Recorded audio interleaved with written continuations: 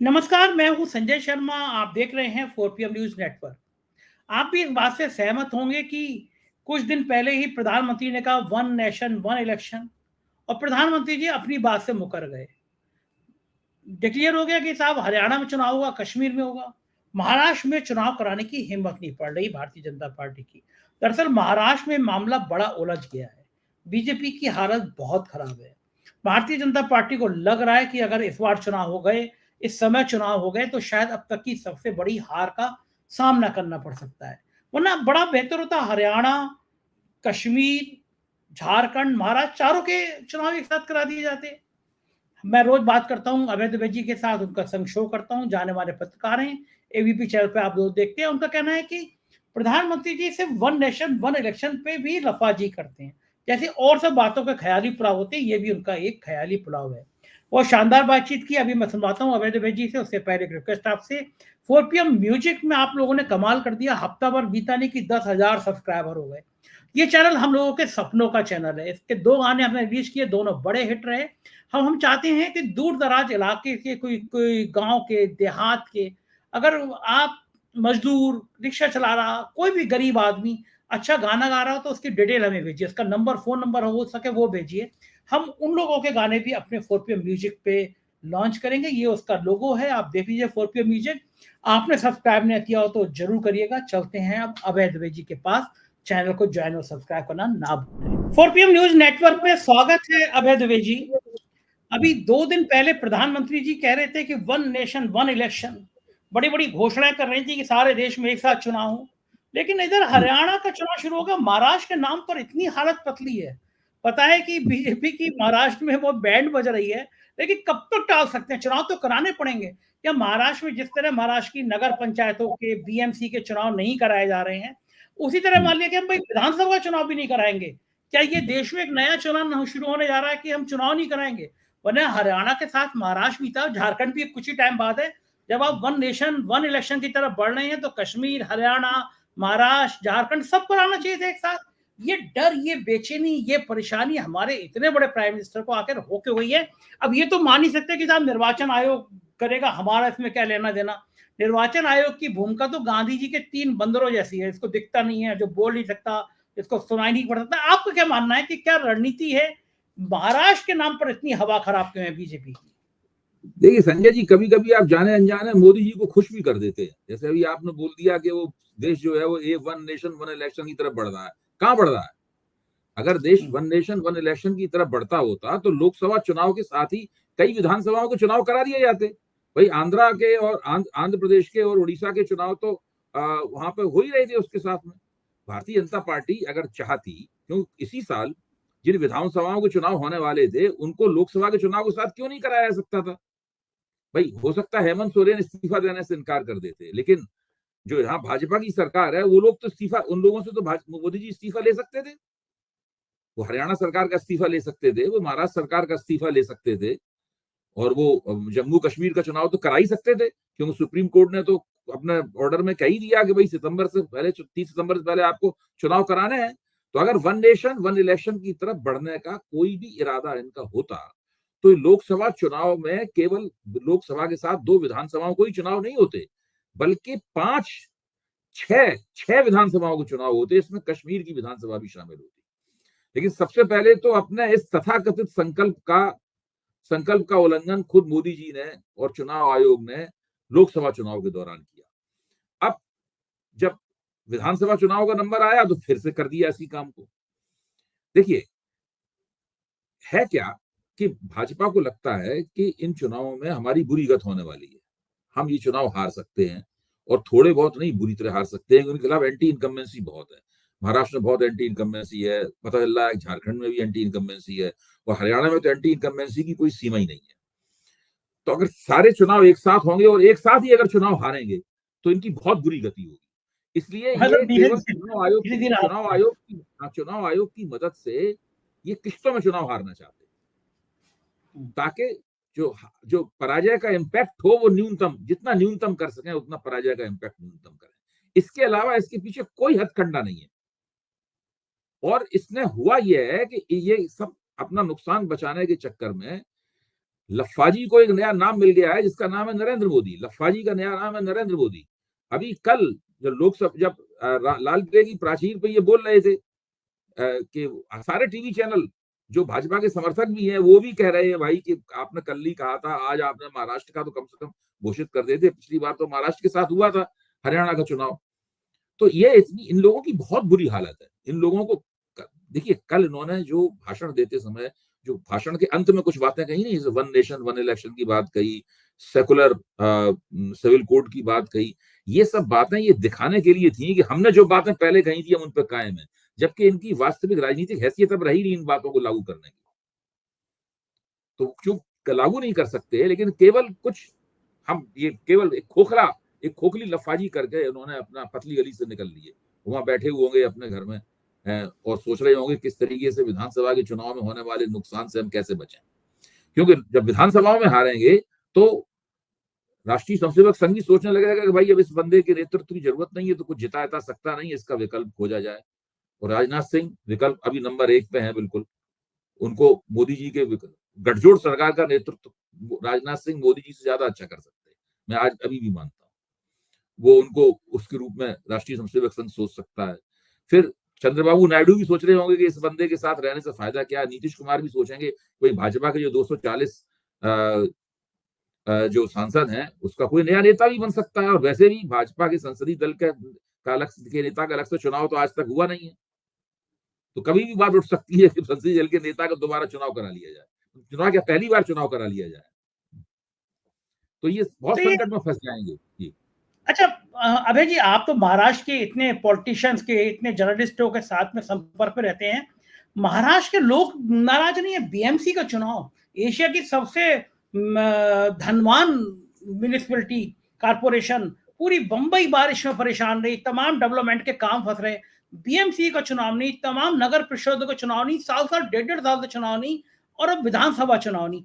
क्या महाराष्ट्र के लोगों का गुस्सा 1-1.5 महीने में कम हो जाएगा? कहीं ऐसा तो नहीं है कि महाराष्ट्र के लोगों को लगे यार ये बीएमसी के चुनाव नहीं करा रहे, विधानसभा चुनाव नहीं करा रहे, गुस्सा और बढ़ जाए?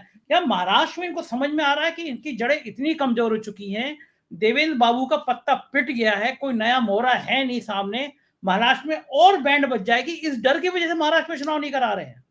देखिए, ऐसा होता है कि जब आपकी स्थिति खराब होती है तो फिर आप जिस तरह के कदम उठाते हैं उससे स्थिति और खराब होती है। इसको कहते हैं कोड़ में खाज। एक बहुत प्रचलित मुहावरा है हम लोगों के इलाके में, बुंदेलखंड में, कोड़ में खाज। तो ये कोड़ में खाज वाली स्थिति होती है। अब महाराष्ट्र में पहले से ही आपके खिलाफ एंटी इनकम्बेंसी है, आप कमजोर हैं। आपने एकनाथ शिंदे की शिवसेना पे भरोसा नहीं किया कि वो हमें बीएमसी का चुनाव जिता सकती है। आपने अजित पवार और एकनाथ शिंदे के जरिए हम बीएमसी का चुनाव जीत सकते हैं, भाजपा को उसका भरोसा नहीं था, इसलिए उन्होंने बीएमसी के चुनाव को लगातार लटकाए रखा है, स्थानीय निकायों के चुनावों को लटकाए रखा है। तो महाराष्ट्र में एक तरह से देखा जाए तो भारतीय जनता पार्टी की जो पार्टियों को तोड़ के अपनी सरकार बनाने की राजनीति है, उसने स्थानीय स्तर पर लोकतंत्र को स्थगित कर दिया है। यानी स्थानीय स्तर पर चुनाव को लगातार पोस्टपोन करते जाने का मतलब ही है कि आप डेमोक्रेसी को पोस्टपोन कर रहे हैं। डेमोक्रेसी को इन लोगों ने पोस्टपोन कर दिया है।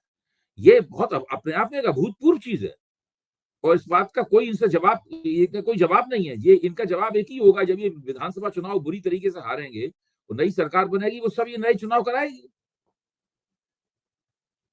ये बात तो सही है, ये सारे नए सिरे से चुनाव आएंगे। महाराष्ट्र इन पे इनके हत्थे आया क्यों नहीं, क्या लग रहा है आपको? नितिन गडकरी महाराष्ट्र से आते हैं, बगावत में रहते हैं, देवेंद्र फडणवीस की हैसियत खत्म हो गई, देखिए, वो क्या एक ये क्षण बहुत? था, वो एक क्षण था। इन्होंने और शिवसेना ने मिलकर महाराष्ट्र में स्पष्ट बहुमत प्राप्त किया। उस वक्त उद्धव ठाकरे ने दावा किया कि वो एक शिवसैनिक ही मुख्यमंत्री बनेगा। भारतीय जनता पार्टी ने कहा हमारा आदमी मुख्यमंत्री बनेगा, क्योंकि हमारे पास विधायक भी ज्यादा हैं और हमने आपसे इस तरह कोई वायदा नहीं किया था। तो उस वक्त दोनों के बीच में तकरार हुई थी। उसी वक्त भारतीय जनता पार्टी ने रणनीतिक रूप से तय किया कि हम किसी कीमत पर उद्धव ठाकरे के नेतृत्व में सरकार में नहीं आएंगे। और उद्धव ठाकरे ने कांग्रेस और एनसीपी के साथ मिलकर सरकार बना ली। भाजपा जल भुन के कबाब हो गई और उसने फिर इनकी सरकार तोड़ी। ये पूरी जो प्रक्रिया चली, वो जो निर्णय लिया था, उस निर्णय के रिपरकशंस, उस निर्णय के फलितार्थ हैं जो आज तक चलते चलते यहां तक पहुंच गए हैं कि महाराष्ट्र में लोकतंत्र ही स्थगित हो गया है। महाराष्ट्र में महायुति की सरकार के कारण महायुति की सरकार बनी ये उसके वो फलितार्थ हैं जिनकी पहले कोई कल्पना भी नहीं कर सकता था। पूरा लोकतंत्र महाराष्ट्र में जाम पड़ा हुआ, ट्रैफिक जाम स्थगित पड़ा हुआ, ये स्थिति। बिल्कुल ठीक कह रहे हैं, लेकिन अब इससे निकलने का कोई रास्ता आपको क्या लगता है कि भारतीय जनता पार्टी क्या इससे तरकीब सोच निकलने रही का है? एक ही रास्ता है, लोग विधानसभा चुनाव तो होगा ही, भारतीय जनता पार्टी की पराजय होगी और उसमें हो सकता है उससे पहले अजित पवार शरद पवार के साथ फिर से चले जाएं और एकनाथ शिंदे का भी भुरकुस उड़ने वाला है, क्योंकि बहुत मुश्किल होगी इन लोगों को। जनता बहुत नाराज है, महाराष्ट्र में इनकी बहुत पिटाई होगी अगर इन लोगों ने तो आपस अभी में कोई ज्यादा बड़ी गलती नहीं कर दी महाविकास अघाड़ी में। और ये अच्छी बात है कि शरद पवार महाविकास अघाड़ी के रणनीतिक नेता हैं, भले ही उनकी पार्टी छोटी है कांग्रेस के और उद्धव ठाकरे की शिवसेना के मुकाबले, लेकिन रणनीतिक पहलकदमी, रणनीतिक बागडोर पूरे महाविकास अघाड़ी की शरद पवार के हाथ में है और वो बहुत बेहतर तरीके से इस पूरे मामले को आगे बढ़ा रहे हैं। और अभी उद्धव ठाकरे भी आए थे, बुद्धिमानी दिखा रहे हैं लोग, दिल्ली आए थे, दिल्ली आके उन्होंने सब लोगों से बातचीत की और पूरी उनसे कह भी दिया गया है, राहुल गांधी ने कह दिया है उनसे कि आपके नेतृत्व में भले ही घोषित रूप से हम चुनाव लड़े, लेकिन महाराष्ट्र में आप ही हमारे नेता हैं। राहुल गांधी ने तकरीबन उनसे कह ही दिया है उद्धव ठाकरे से। उद्धव ठाकरे संतुष्ट होकर वापस गए। तभी उद्धव ठाकरे ने बयान दिया है कि जो शरद पवार और कांग्रेस जो भी सीएम का चेहरा फाइनल करेंगे उसको मैं भी तैयार हूँ मानने को। बिल्कुल नहीं, सीएम का चेहरा, सीएम शरद पवार ने कहा है कि सीएम के किसी चेहरे से हम चुनाव लड़ेंगे ही नहीं। बाद में खड़गे वगैरह ने उनसे कहा कि अगर देखिए अगर महायुति की कोई चेहरा वगैरह पेश करती है तो चेहरे के बारे में सोचेंगे, अभी चेहरे के बारे में सोचने की कोई जरूरत नहीं है। तो लेकिन जहां तक रणनीतिक पेशबंदी का सवाल है, महागठबंधन जो महाविकास अघाड़ी जो है ना, वो सही किस्म की पेशबंदी कर रही है। अच्छा, वो मुझे तो बड़ा भतीजे में बड़ा तरस आता है अभय जी, बेचारा भतीजा कहीं का नहीं रहा। अजीत पवार ने बयान दिया कि मुझसे गलती हुई, बहन के खिलाफ पत्नी को नहीं लड़ाना चाहिए था।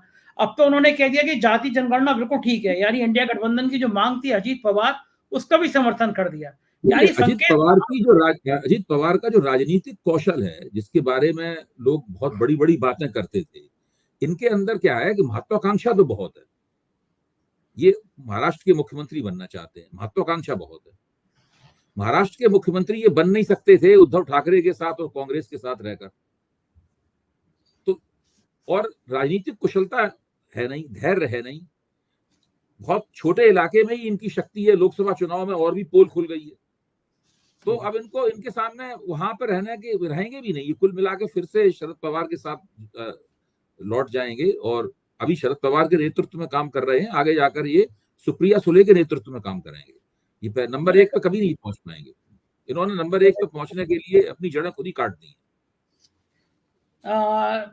जम्मू कश्मीर में लगभग 90 अफसरों के तबादले कर दिए। मतलब चुनाव आयोग की ये डिक्लेयर हो उससे पहले, कुछ घंटे पहले, एक दिन पहले 90 अफसरों को IAS IPS को ट्रांसफर कर दिया।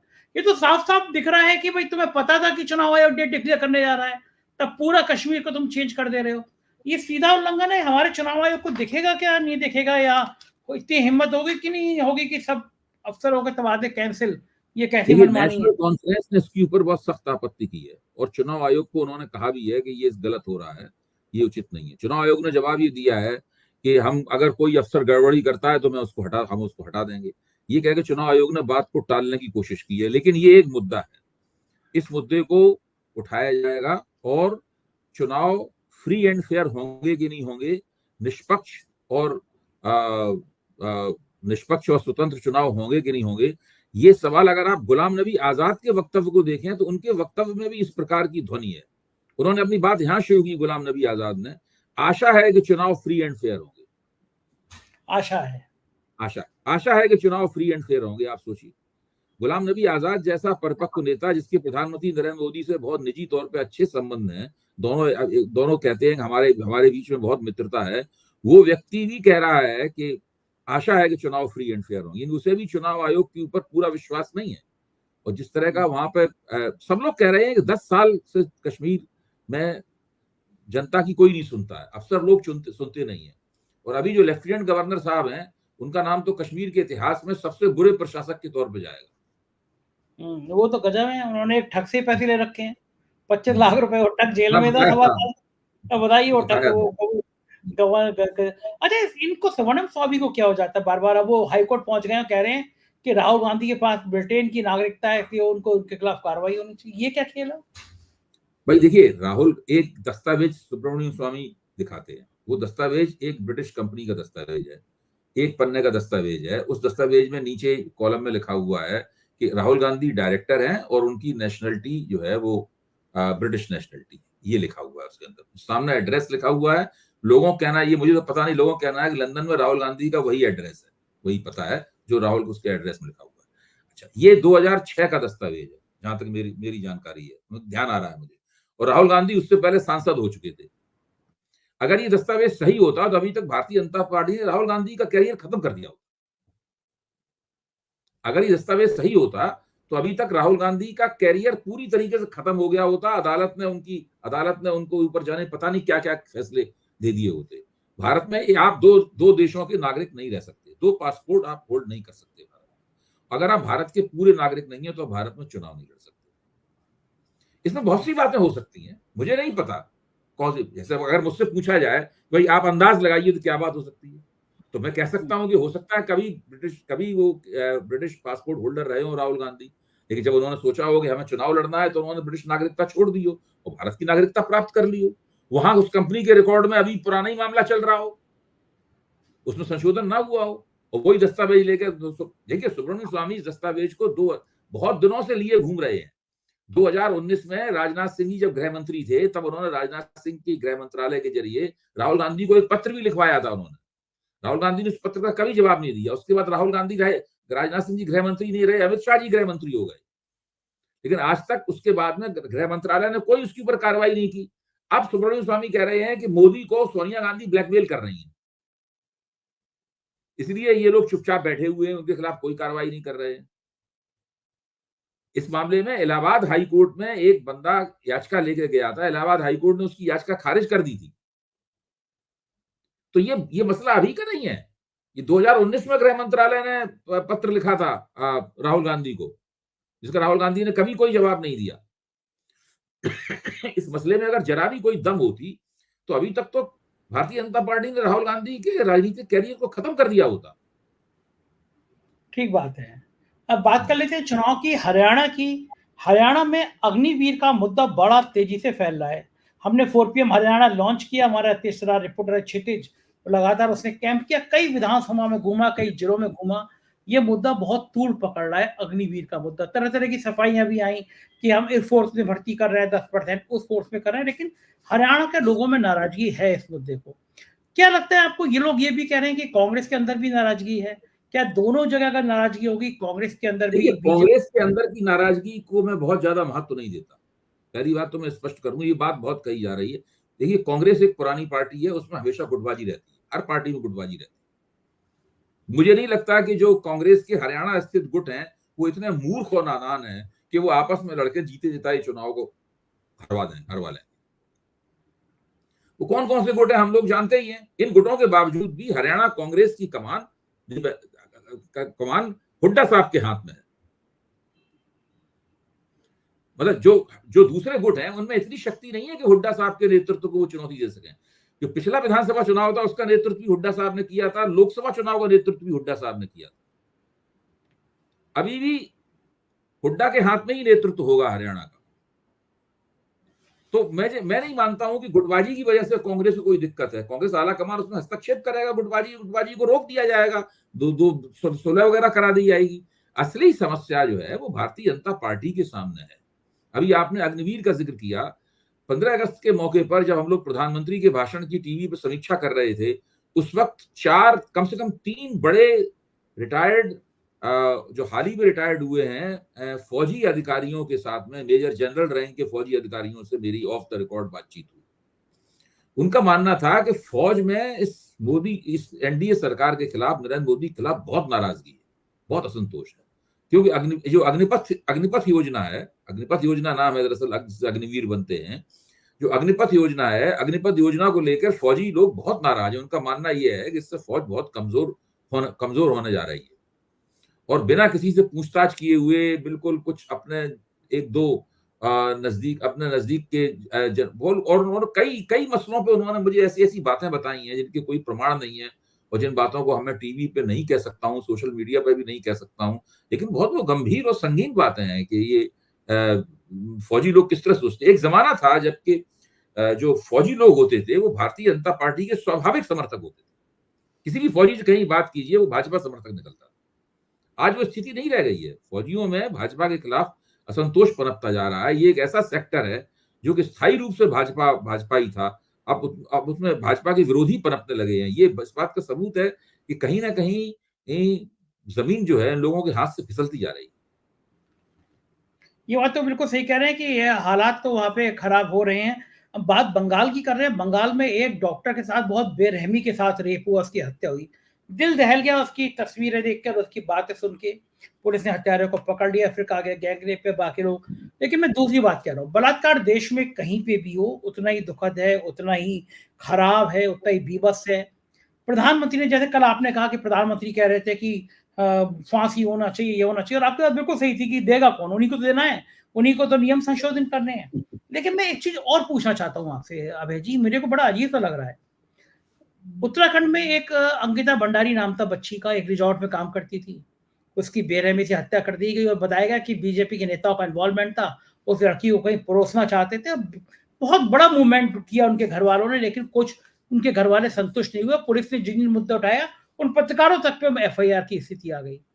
कल खबर देख रहा था, उत्तराखंड में एक नर्स के संग रेप हुआ, उसकी हत्या हो गई। उत्तर प्रदेश में हाथरस में एक दलित लड़की की के बहुत बेइज्जत किया गया, उसको लहूलुहान कर दिया गया, मौत हो गई और अफसरों ने आधी रात को पेट्रोल डालकर उसको फूंक दिया। देश में और जमाम इस जगह पे इसके उदाहरण है। मणिपुर में दर्जनों महिलाओं के साथ बलात्कार हुआ, उनको नग्न घुमाया गया। ये जो टीवी चैनल पूरे 24 घंटे में 12-12 घंटे कलकत्ता रेप कांड दिखा रहे हैं, रेप कांड की कवरेज कर रहे हैं, मैं कहता हूं बिल्कुल करना चाहिए। एक कोई भी रेप हो तो इतनी ही कवरेज करनी चाहिए। लेकिन इन टीवी चैनलों को मणिपुर में क्या हो गया था? मणिपुर का मान नहीं आया। किसी की हिम्मत नहीं होती प्रधानमंत्री से पूछे कि आप लाल किले पे एक डॉक्टर के लिए कह रहे हो, बहुत अच्छी बात है, आपने कहा दर्द महसूस किया। लेकिन मणिपुर की वो दर्जनों महिलाएं जिनको नग्न घुमा के घुमाया गया, जिनके साथ बलात्कार किया गया, वो महिलाएं नहीं है क्या? उनका अस्तित्व के सवाल नहीं है, उनके अस्तित्व का सवाल नहीं है? ये देश में लोग क्यों नहीं मीडिया के खिलाफ होते? लोग ये पूछते नहीं कि टीवी चैनलों वालों तुम्हारा चेहरा हम पहचान गए हैं, तुम कलकत्ता इसलिए कर रहे हो क्योंकि ममता बनर्जी है, ममता बनर्जी जगह जड़े नहीं जमाने दे रही। क्या लगता है आपका पूरे घटनाक्रम पे, आपका क्या मानना है? देखिए, ममता बनर्जी की सरकार ने, देखिए ममता बनर्जी एक बहुत ही कामयाब राजनीतिक नेता है। आपने टीवी चैनलों की जो आलोचना की उससे मैं सहमत हूं, लेकिन मैं चाहता हूं कि इस मसले को अभी टीवी चैनलों की आलोचना की तरफ न ले जाकर जो कलकत्ता में हुआ जरा उसके ऊपर हम लोग केंद्रित करें। ममता बनर्जी की राजनीतिक कामयाबी और उनकी जो संघर्ष क्षमता है और उनकी जो टिकने की क्षमता है वो लाजवाब है। उन्होंने भारतीय जनता पार्टी की चुनौती का एक बार नहीं कई बार सफलतापूर्वक मुकाबला किया है, और उनसे ज्यादा शक्तिशाली क्षेत्रीय नेता अगर और कोई है तो शायद स्टालिन ही होंगे, बाकी और कोई है नहीं उनके बराबर शक्तिशाली। लेकिन ममता बनर्जी की का जो सरकार और गवर्नेंस देने का मॉडल है उससे मैं कभी भी सहमत नहीं रहा। मेरा मानना यह है कि वो बहुत अच्छी गवर्नेंस देने वाली मुख्यमंत्री नहीं है। उनकी प्रतिभा उसमें ज्यादा है, राजनीतिक संघर्ष में उनकी प्रतिभा ज्यादा है। अगर वो जितना बंगाल की जनता उन्हें मानती है, जितना वोट देती है, अगर वो चाहती तो वो एक सुंदर शासन का एक नमूना पेश कर सकती थी। अब इस मसले को ही देखिए, इस मसले में लगता नहीं है अब कि कोई ममता बनर्जी की सरकार किसी किस्म का कोई इंसाफ करना चाहती है। अब जैसे ही सीबीआई के पास गया, ममता बनर्जी खुद आंदोलन कर रही है, वो कह रही है फांसी दी जाए, वो धरने पदयात्रा पे निकली हुई है। अरे भाई, आप पदयात्रा पे क्यों निकली हुई है? कोई मतलब ही नहीं है आपके पदयात्रा करने का। मुख्यमंत्री काम पदयात्रा करना थोड़ी ना है। तो वो ये जो ममता बनर्जी ने किया है, देखिए इसमें ममता बनर्जी को नुकसान क्या हो रहा है? ये मामला उनके हाथ से निकल सकता है। बहुत सी बातें होती हैं, ट्रिगर पॉइंट मिल जाता है। बांग्लादेश में क्या हुआ? ट्रिगर पॉइंट मिला आरक्षण की वजह से। बाद में आरक्षण कोई मुद्दा नहीं रहा, लेकिन फिर वो डेमोक्रेटिक डेफिसिट पे आ गया, वो दूसरी बात पे आ गया। जो महिला मतदाता ममता बनर्जी का निष्ठापूर्वक लंबे अरसे साथ दे रहे हैं, वो इस वक्त ममता बनर्जी के खिलाफ आंदोलित हैं। ऐसा नहीं है कि भाजपा ने उनको भड़काया हो, ऐसी बात नहीं है। वो सारी महिलाएं जो कलकत्ता की सड़कों में निकली हुई हैं, वो सब टीएमसी की वोटर हैं उनमें ज्यादा से ज्यादा। लेकिन भाजपा ने उन्हें भड़काया हो, ये ऐसी बात तो बात नहीं है। ठीक ममता बनर्जी है, ने, बिल्कुल सही कह रहे थे। हाँ जी, तो वो ममता बनर्जी जिस तरीके से, जिस स्पष्टता के साथ में, जिस तत्परता के साथ में इस पूरे मसले को संबोधित करना चाहिए था, लोगों को दिखना चाहिए था कि वो इंसाफ करना चाहती हैं, वो उन्होंने नहीं किया। और ये सभी सरकारों का रवैया होता है, कोई भी घटना होती है पहले तो सरकार डिनायल मोड में जाती है, ये ऐसी बात नहीं है। फिर जब नहीं होता फिर उसमें स्पिन देने की कोशिश की जाती है, फिर जो उसमें घटना में शामिल लोग होते हैं उनको बचाने की कोशिश की जाती है, मीडिया को मैनिपुलेट करने की कोशिश की जाती है। यहाँ टीएमसी की सरकार हर तरह का हथकंडा अपनाते हुए दिखती है कलकत्ता में। तो इसमें उनको राजनीतिक नुकसान तो होना ही है अगर उन्होंने ठीक से संभला नहीं। अब उनके जो बड़े वरिष्ठ सांसद हैं वो अभी बयान दे रहे थे टीवी पे। अब उनका बयान क्या था? आंदोलन करने वाले 2 दिन आंदोलन करेंगे, हमारी सरकार तो बहुत दिन तक रहेगी। कितनी खराब बयान है, बहुत ही खराब बयान है ये इस तरह की बात कर रहे हैं। तो इस तरह की बयान देने वालों को बाद में फिर नुकसान होता है। ममता बनर्जी के मामले में बहुत नुकसान हो रहा है, बहुत नुकसान हो रहा है, और इनको एहसास भी है इस बात, इनको एहसास भी है कि नुकसान हो रहा है, इसलिए सड़क पर निकली हुई भी है। बिल्कुल ठीक बात है। बहुत बहुत शुक्रिया अभय जी, आपने इतना समय दिया, हमसे बातचीत की, थैंक यू। तो ये थे अभय दुबे जी, और आपने सुनी इनकी सारी बातचीत। मुझको यकीन है बातचीत पसंद आई होगी। याद है ना आपको, चैनल को ज्वाइन भी करना है, सब्सक्राइब भी। शुक्रिया, थैंक यू।